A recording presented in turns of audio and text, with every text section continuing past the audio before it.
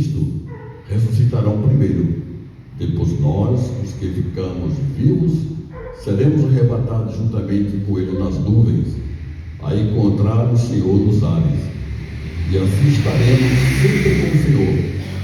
Portanto, consolai-vos uns aos outros com estas palavras. É que nós já ouvimos nessa noite, né? O pastor já nos consolou com estas palavras. Não é assim? Assim, existe uma conexão, né? A Bíblia fala que Deus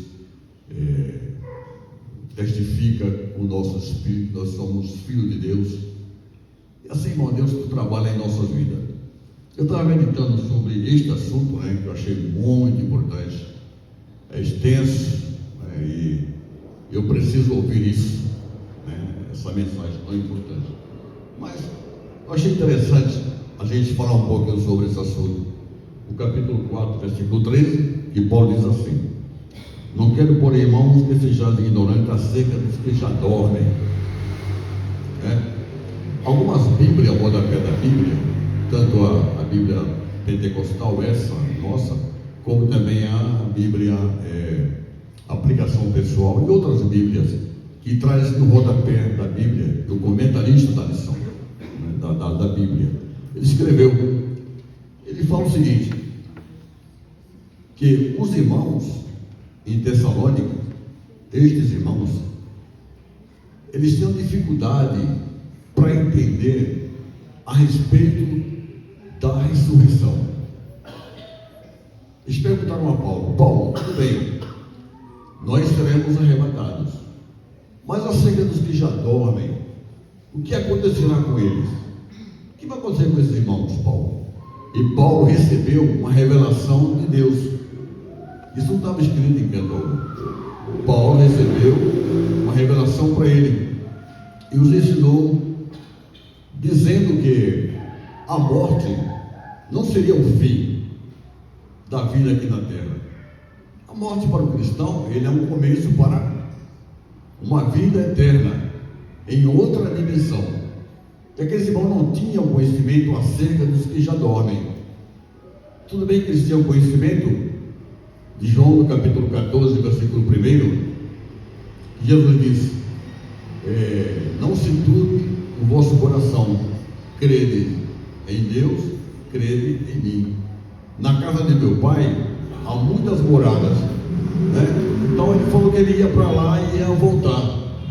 Sabemos que os céus, ela é a morada de Deus.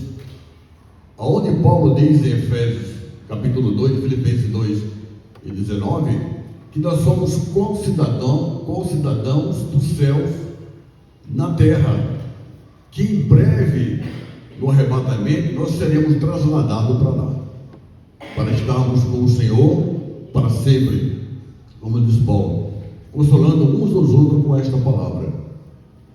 Eu buscando a Deus a respeito a esse assunto, vejo bem o quanto é interessante a gente ter esse conhecimento. Quando Paulo diz aqui no versículo ainda, versículo 15, quando ele fala assim: dizemos, pois, isto pela palavra do Senhor. Por que pela palavra do Senhor? Porque os irmãos estavam conscientes de que Jesus havia prometido em João 14, que ele iria para o Pai, ele voltaria para buscar a sua igreja deste mundo. Existe um propósito de Deus de tirar a igreja deste mundo. Porém, ele disse: para que não vos entristeçais com os demais que não têm esperança, mas nós temos essa esperança, né, irmão? A melhor e maior esperança e vitória do crente não é uma cura física. Veja bem, irmão, não é uma cura física, não é um carro, é o que o nosso pastor falou, são coisas temporárias que acabam por aqui mesmo. Quando ele falou essa palavra, eu lembrei de uma palavra também que eu falei, que eu pensei a mesma coisa para falar nessa noite, a mesma coisa, que tudo isso aqui é temporário, é passageiro, a cura, enfim. Até lembrei da seguinte forma: se eu receber uma bênção de Deus, eu vou me alegrar pela bênção que eu recebi, mas não só pelo fato da bênção que eu recebi, de uma cura, mas em saber que houve uma intervenção de Deus na minha vida. Não é interessante isso? Você ganha uma casa, você ganha um carro, você ganha uma cura, você ganha um batismo de santo, você fica pensando, não me alegrando pelo fato dessas coisas que vão passar, são passageiras por aqui, mas pelo fato de sabermos que houve uma intervenção direta, Deus confirmando a sua presença, que Ele está conosco, Ele se agrada de nós. Isso para mim é o que é o mais importante, porque a cura, as bênçãos materiais, elas vão passar por aqui. Nós não somos eternos. Por mais que vivamos aqui na terra, não somos eternos. Nós somos também passageiros aqui. Nós somos peregrinos na terra. Mas o apóstolo Paulo explicando para os irmãos de Tessalônica que ele não viesse ficar triste como os demais que não têm esperança.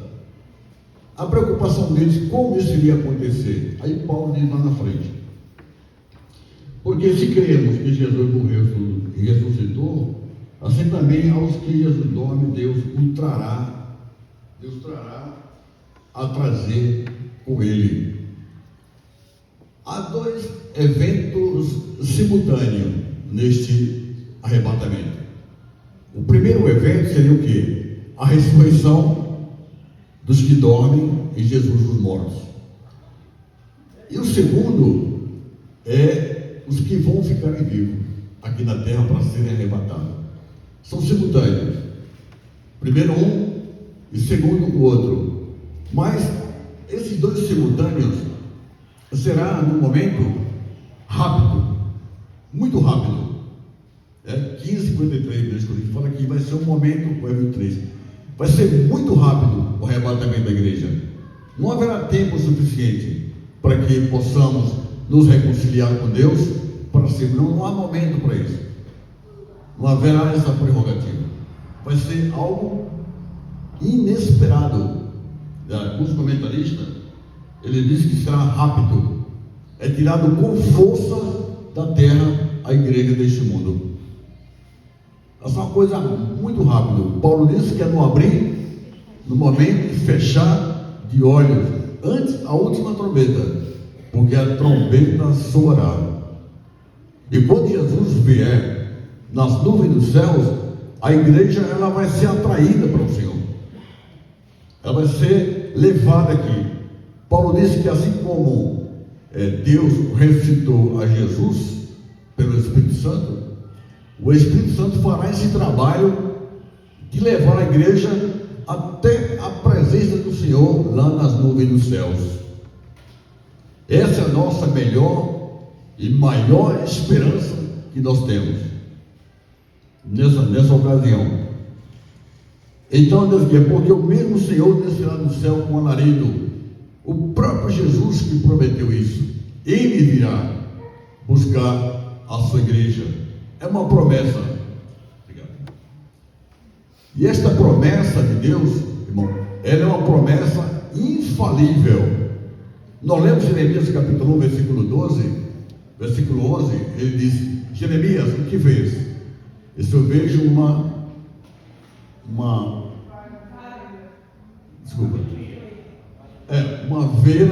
vara de amendoeira, né? O versículo 12 diz: vistes bem, porque eu velo sobre a minha palavra para cumpri-la. Então, a certeza da vinda de Jesus é certa, né? A sua vinda é certa. Porém, Paulo disse, Jesus falou lá em Mateus capítulo 24, em 36, que ele não sabia o dia e nem a hora que ele viria buscar a sua igreja. Humanamente ele não sabia, mas quando ele foi assunto ao céu, elevado ao céu em Atos capítulo 1, ele disse: todo poder é me dado no céu e na terra. Agora nós sabemos que Jesus sabe o dia que ele virá buscar a sua igreja. Então ele trouxe uma perspectiva de vigilância. Nesse mesmo capítulo 25 de Mateus, ele dá um grande exemplo de 10 virgens, 10 damas estariam ali aguardando o noivo. Nós sabemos que as 10 estavam no mesmo propósito. Uma tinha uma lamparina, 5 tinham lamparinas, 5 loucos também tinham. Porém, 5 loucas e 5 prudentes, 5 nécias e 5 prudentes. Elas estavam aguardando o noivo para entrar para o casamento. Porque o casamento naquela época, ele poderia durar 1 semana, 2 semanas, dependendo das condições do pai. Então a festa era grande. E naquela mesma noite, as 10 tosquenejaram, elas dormiram. Mas quando ela ouviu, aí veio o noivo, as 10 levantaram. Mas as 5 prudentes, fala do crente prudente, elas tinham na sua lamparina azeite o suficiente, ela tinha reserva para ela. Mas as 5 imprudentes, as nécias, disseram: dá-nos o teu azeite, é isso que importa, a você isso falta. Vai aos que vendem e compra. E quando elas voltaram, a igreja, as 5 virgens prudentes já haviam entrado para as bodas. E as outras disseram: Senhor, abre-nos a porta. E eles disseram: eu não vos conheço. Eu não vos conheço. Isso dá mais ou menos um exemplo de 2 grupos de pessoas que existem na terra. Sabemos que a igreja ela é formada por gentios, judeus, que formam a igreja. Esses 3 tipos de povo, não existe outro. Gentios, que veio lá de Abraão, judeus, depois veio de Jacó, e a igreja que Cristo comprou, que ele disse que as portas do inferno não prevaleceria contra a sua igreja. Essa igreja de Cristo, eu, na minha condição, Jesus disse que deveríamos vigiar, porque não sabíamos o dia e nem a hora que ele haveria de buscar a sua igreja. Ele deu um grande exemplo: estaremos 2 no campo, será levado um e será deixado o outro. E assim, estarão 2 dormindo numa cama, ficará um e será levado o outro. Isso não dá a entender o seguinte: realmente não sabemos a hora, mas pelo fuso horário no mundo, nós sabemos. Ele virá num dia de manhã, ele virá à tarde, ele virá à noite. Por exemplo, aqui no Brasil hoje é noite, no Japão é dia, não é assim? Sabemos disso? É dia. Então, essa ocasião do arrebatamento vai ser surpresa. Então Jesus, ele vai vir arrebatar a sua igreja, porém ele diz que nós deveríamos vigiar, porque não sabemos o dia e a hora que ele virá buscar a sua igreja. Nós costumamos dizer que devemos esperar Jesus como ele viesse hoje, agora, nesse momento. Então Paulo traz este exemplo para esse irmão de Tessalônica, que não tinha conhecimento a respeito do arrebatamento da igreja. Eles eram ignorantes acerca do assunto, mas Paulo foi bem claro a respeito desse assunto. Então Jesus, ele nos deixou em alerta para que nós pudéssemos viver uma vida de vigilância no mundo em que nós estamos vivendo. É certo que nós passamos por dificuldades, por lutas, problemas, perseguições. Ele disse lá em João 16: no mundo tereis aflições, mas tende bom ânimo. Pedro 4,12, ele disse: amados, não estranheis as ardentes provas que há de vir sobre vós, como coisa estranha vos acontecesse, mas alegrai-vos do fato de seres participantes das aflições de Cristo. O pastor leu aqui no capítulo 5, que deveríamos exultarmos, nos alegrarmos, que esse dia grande o nosso galardão. Grande o nosso galardão. Então o que acontece? Então a igreja, irmão, nós que estamos aqui no mundo, nós somos sujeitos a todas estas coisas e outras mais ainda, Passamos por todas estas coisas, mas o que o mais importante aqui é que Jesus prometeu estar conosco todos os dias até a consumação dos séculos. Passamos por isso. Os profetas foram perseguidos, os discípulos foram perseguidos, os apóstolos também, a igreja de um modo geral. Jesus também foi perseguido. Porém, o que acontece? É que ele prometeu estar conosco todos os dias até a consumação dos séculos. Então a igreja de Cristo, ela passa por esse processo, né? Jesus prometeu que ele voltaria para buscar a sua igreja. E nós, como cristãos, devemos aguardar esse momento glorioso. A Bíblia nos diz o que nós passamos aqui no mundo: lutas, tribulações, perseguições, tentações, com muita frequência em nossas vidas. A Bíblia fala que tudo isso vai acabar um dia, né? Vai acabar um dia. As dores, as enfermidades, a morte, isso um dia ela vai findar. Não estamos aqui para sempre, né? Não estamos aqui para semente. Nossos dias estão contados, João 14:1. Nossos dias, nossos meses estão contados, e não passará além deles. É bom receber curas de Deus, é bom receber bênçãos materiais, é muito bom, mas o mais importante, além disso, é a salvação em Jesus Cristo. Que a salvação, ela não é passageira, ela não é efêmera. A salvação, ela é eterna. A salvação, ela é eterna. E Jesus disse que para que possamos adquirir a salvação, se for necessário empregar força para isso. Ele disse que o caminho da nossa jornada, ele é estreito. A porta também ela é estreita, para que possamos alcançar esse objetivo da salvação. Ele que prometeu, ele é fiel. Ele prometeu que logo voltará sim para buscar a sua igreja. A vinda do Senhor, ela é bem certa, né? Ele fala que preparar um lugar, né, nas moradas celestiais. Não tem morada para o mundo inteiro. Não, para quem quiser realmente ser crente e salvo em Jesus, existe a oportunidade. Ele prometeu isso aqui para os cristãos, para os crentes que verdadeiramente são fiéis, né? É o que nós procuramos fazer. Somos falhos, nós pecamos, nós erramos, não pecamos por prazer, mas pecamos porque nós somos pecadores.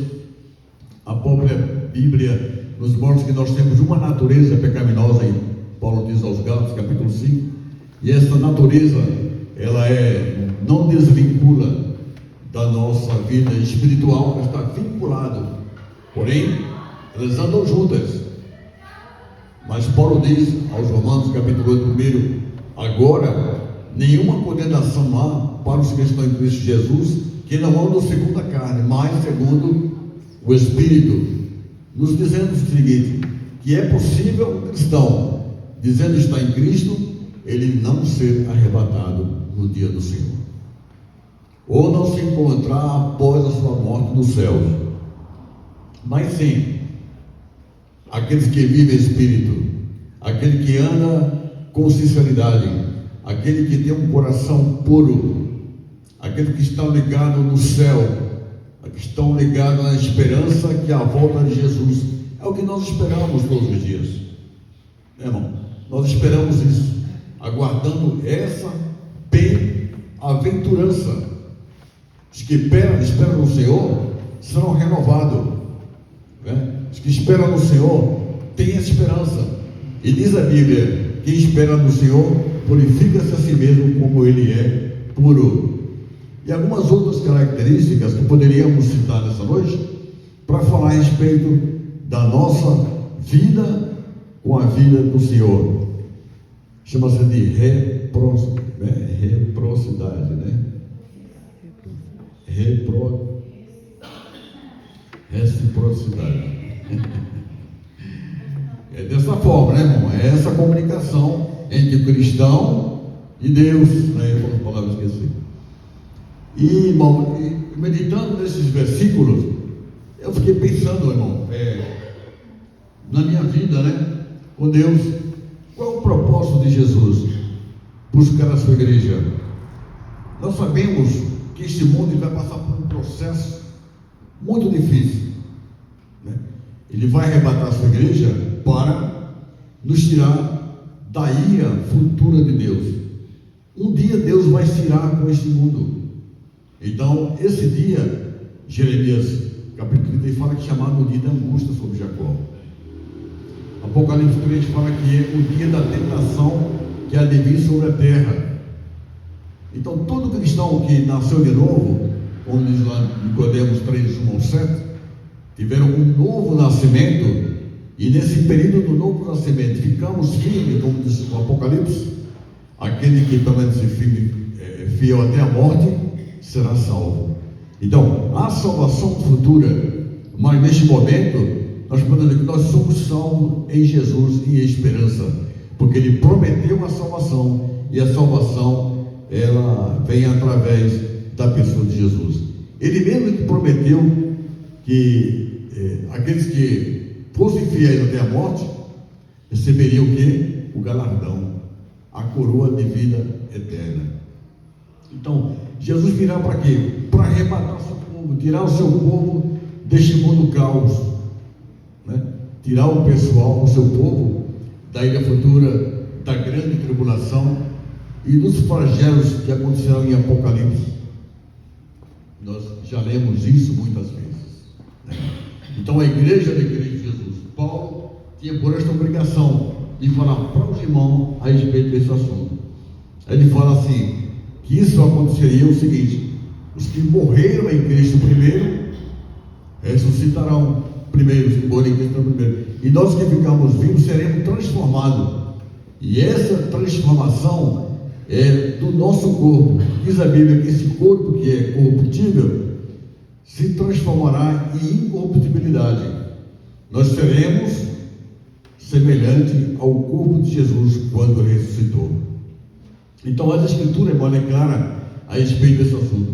Eu havia copiado muita coisa aqui, mas eu não vou falar sobre, não dá mais tempo. Eu já vou entregar para o pastor, para ele